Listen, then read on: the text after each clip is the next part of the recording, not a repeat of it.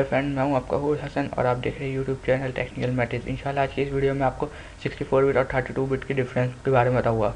32 bit हमारे लिए और 64 बिट हमारे लिए दोनों में बहुत डिफरेंस है। 32 बिट में सिक्योरिटी का मसला होता है, जबकि 64 बिट में सिक्योरिटी का कोई मसला नहीं होता।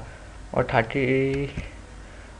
64 बिट में हम लोग हैवी सॉफ्टवेयर कर सकते हैं और 32 बिट के भी जो सॉफ्टवेयर होते हैं वो भी हो जाते हैं 64 बिट में, जबकि 32 बिट में 64 बिट वाले सॉफ्टवेयर इंस्टॉल नहीं हो सकते।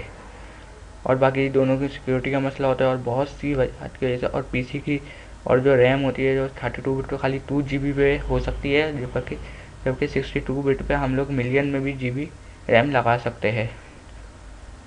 उम्मीद है कि आज इस वीडियो को देख के आपका माइंड थोड़ा बहुत क्लियर हुआ होगा।